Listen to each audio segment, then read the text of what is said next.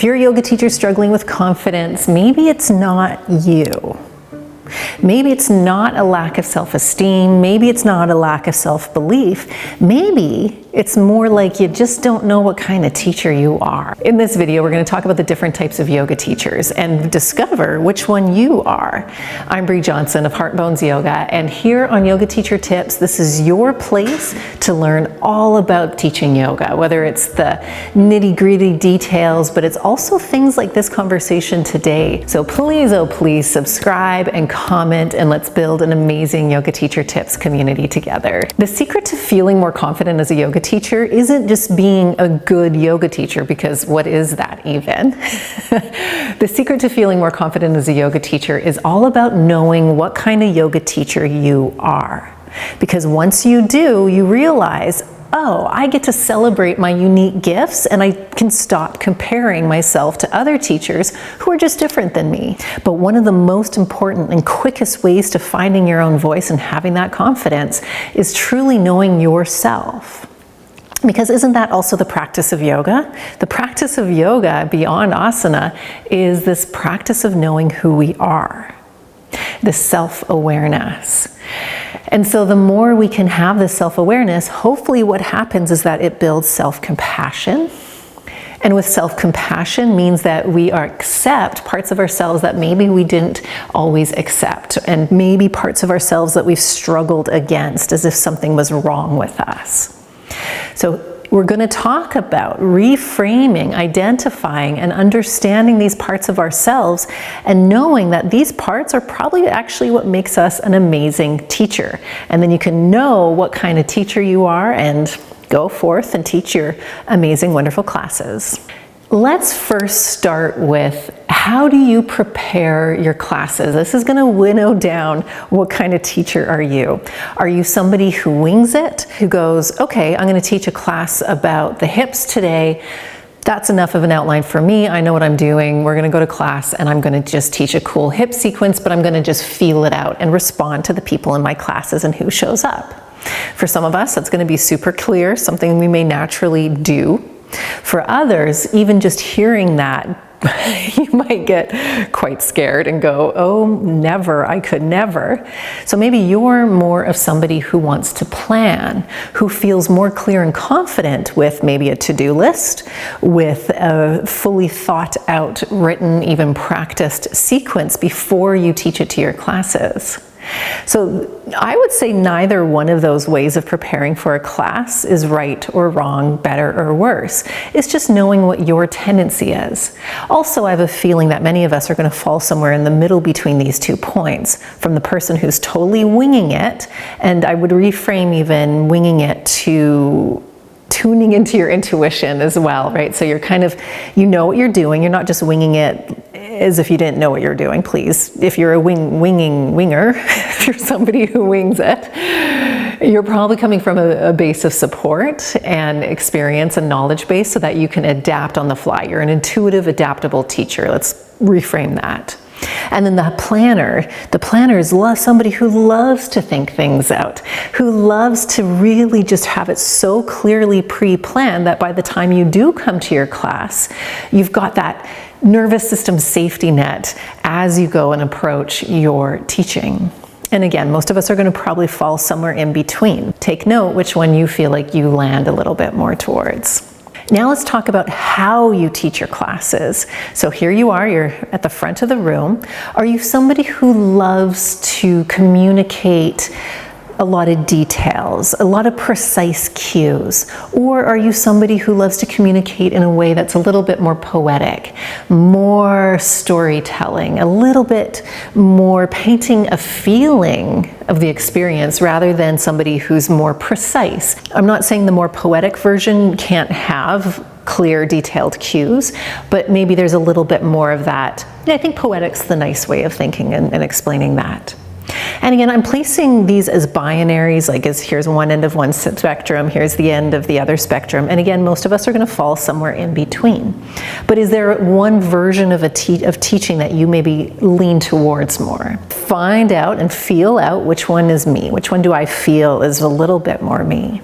Now let's think about how we learn yoga. Now, some of us are going to feel really comfortable following a very clear tradition and lineage, where again, you have a very clear lineage through the teachers, the teachings, the style, this tradition, and that feels really solid and safe in your nervous system.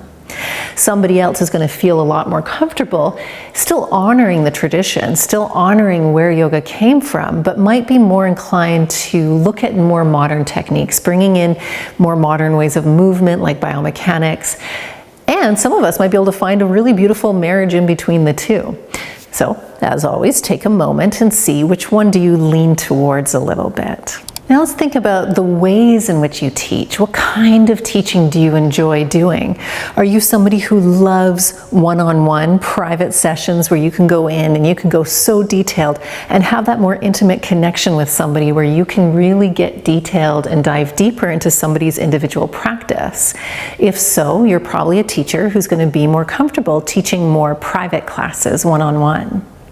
Are you a teacher who loves the mix and fun of a drop-in class at a studio where you don't always know who you're going to have in your classes?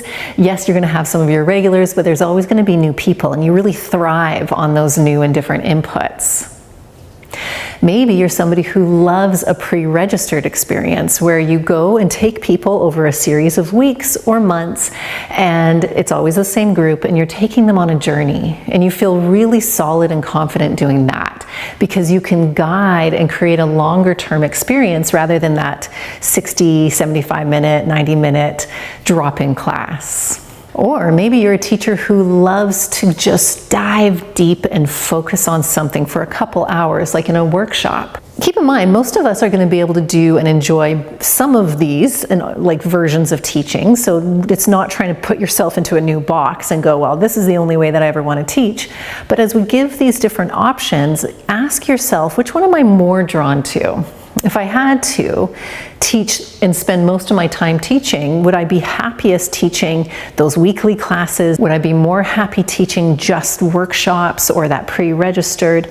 And then refine that for yourself. So again, you could probably happily teach all of them, but which ones would you enjoy teaching the most? Because that's going to be quite insightful for what kind of teacher you are. Another thing to think about as a teacher, are you a teacher who loves going slow, who loves practices that are like restorative or yin, where it's just let's lie around, let's take our time?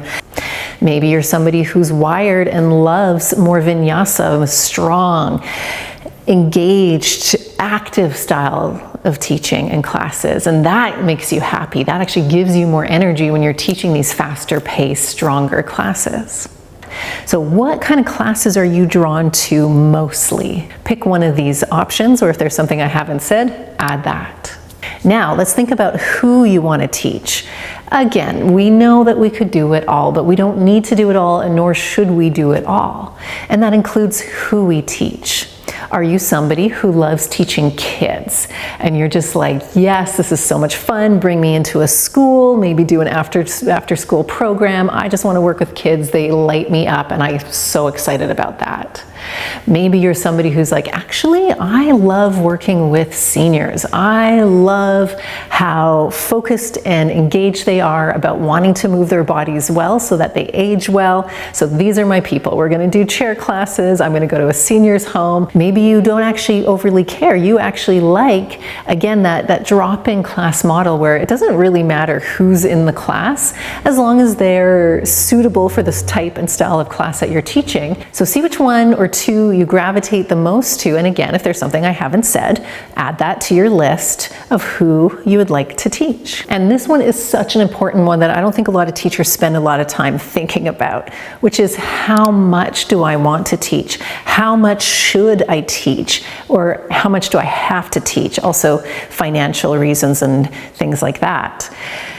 Some of us find, or maybe have found the hard way, that you get really excited. Maybe you come out of your teacher training and you're like, I'm ready, let's do this. I'm going to try to get as many classes as I can. And then all of a sudden, within 3 months, 6 months, you're burnt out because you're teaching too much.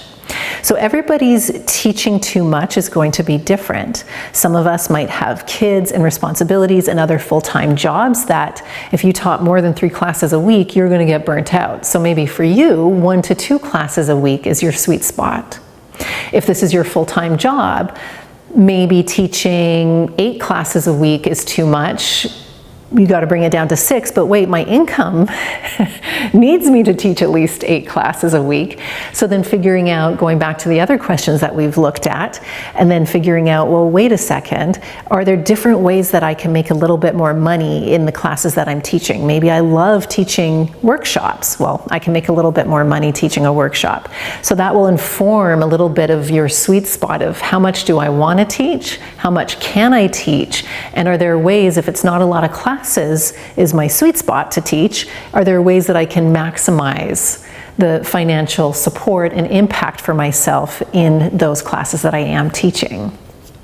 So asking yourself, what's my sweet spot? What's the amount of classes relative to the life that I'm in right now? Because our lives change, priorities shift, responsibilities shift. So you right now, how many classes is your sweet spot? How many classes a week do I need to find balance, both financial and nervous system and emotional balance?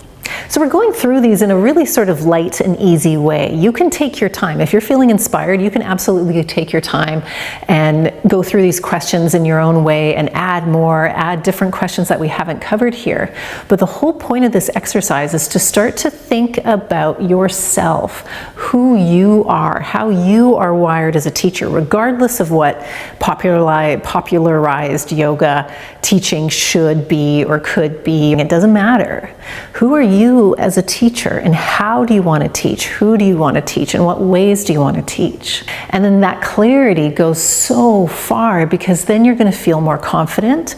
You're not going to feel swayed when you see somebody doing something totally different and you're going to go, oh no, should I be doing that? And then you come back to yourself and you go, no, I shouldn't, because I know who I am. I know what kind of teacher I want to be. And these are the type of questions that I love talking about and love exploring with people. So I have a fun little quiz for you to do that's going to help you further refine these questions for yourself. And when you do the quiz, at the end of it, you're going to have a lovely little email series of insights and help for you to really continue this practice of who am I as a teacher? What's my voice? How do I feel more confident? And yes, you have to give your email. I know, and here we are on the internet, probably tired of that. But my friends, this is super helpful. I'm not going to inundate you with emails all the time. So do the quiz. It's in the link below in the description. And then please, oh please, oh please, come back and leave in the comments what kind of teacher you are from the quiz. Because I think this is, I've sent this quiz out to thousands of teachers around the world. They've done it. And it's always a really interesting surprise when they see themselves reflected in this playful quiz. Okay, so go do that quiz. But my friends, as always, most importantly, do this work for yourself, because the more clear we are as a teacher, the less time we're spending in doubt, worry, and fear, and the more time we're spending crafting beautiful, fabulous classes that truly help people.